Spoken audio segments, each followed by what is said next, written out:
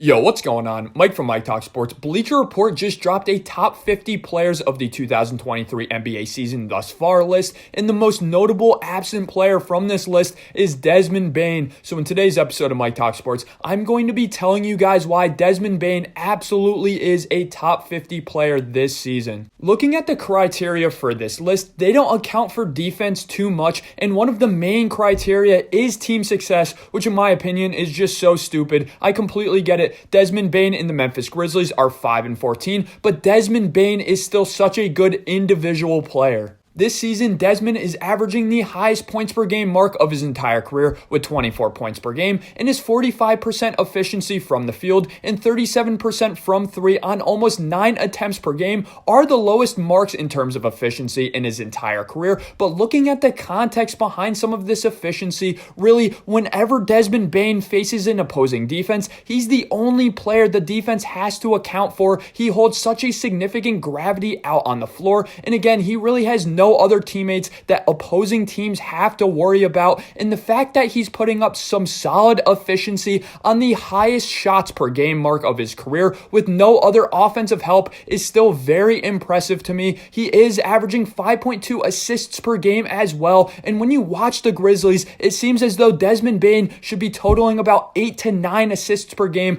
but the fact that his teammates are so damn bad this season offensively makes this mark all the more impressive. He's also averaging 4.4 rebounds per game, being an above average rebounder at his position, especially when you consider his low wingspan. This is a very impressive mark to me. So in total, he does lead his team in points per game, assists per game, and steals per game at 1.4. Again, he's carrying the Grizzlies, albeit at a bad record. But let's break down some of his individual skill sets to paint a larger picture to Desmond Bane's game and why he absolutely unequivocally is a top 50 NBA player. First and foremost, it's his pull-up three-point shooting ability. Last year, he was the second most efficient pull-up three-point shooter in the entire NBA, just behind Steph Curry. And this season, he's still in the 80th percentile for this mark. Desmond Bane is consistently creating a solid amount of separation for his shot. Why is this? He has a sneaky good handle. Whenever you talk about some of the best handles in the NBA, Desmond Bane is never mentioned, but he's consistently creating separation on ball for himself with no screens or nothing. So he does have a sneaky good handle to his game. He has this nice subtle quickness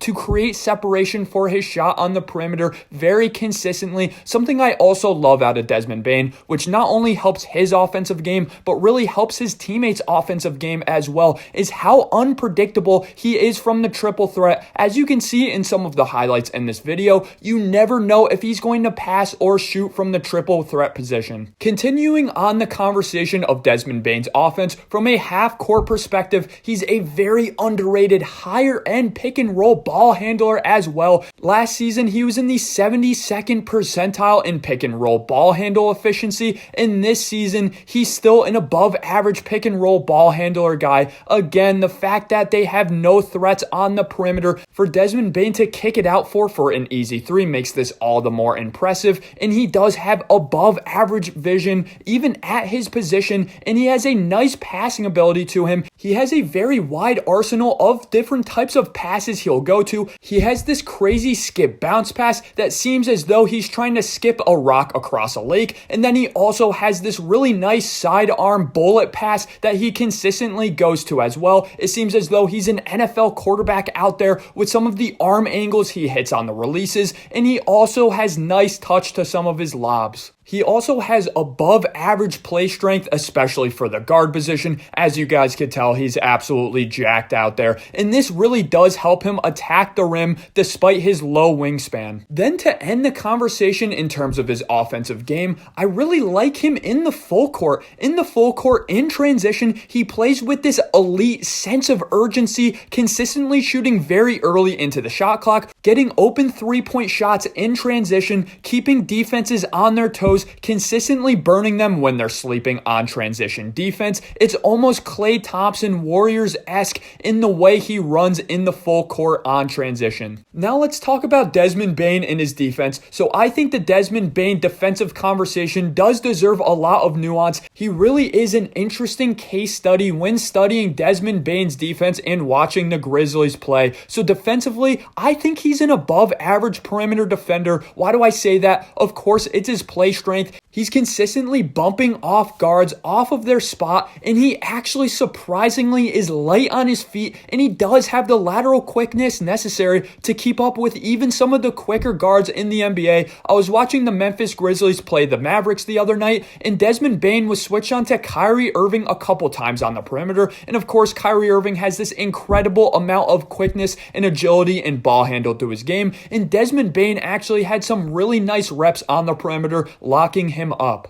Desmond is also pretty damn physical when it comes to his hand checking, and he does a really nice job at redirecting players on the ball away from the paint. Now, let's say a player on the ball in the one-on-one situation does get to the paint with Desmond Bane. Now, he does have nice play strength, as I've mentioned, and he has a nice verticality to his game as well. But if there's one spot where Desmond Bane's wingspan at 6'4", which is honestly absurd, really does hurt him, it's in the paint on defense. I think he's about an average to a below average paint defender, as guys are consistently rising above him with a longer wingspan than him. Most guards and most players in the NBA have a better wingspan than 6'4". But besides this, Desmond Bane is a pretty solid plus defender in my opinion, outside of some of that paint defense. So to end the video, if Desmond Bane is a top 50 player in the NBA, who in my opinion should be left off of the list, real quick, I think he's better than D'Angelo Russell. I think he's better than DeMar DeRozan this season, and I do think he is better than Fred VanVleet. Thanks for watching today's episode of Mike Talk Sports. Let me know in the comment section below, do you think it's pretty stupid that Desmond Bane was left off of the top 50 NBA player list? And do you agree with my take that he's better than at least 3 players on that list? If you enjoyed today's episode of Mike Talk Sports, I really appreciate it, guys. Smack that like and hit subscribe.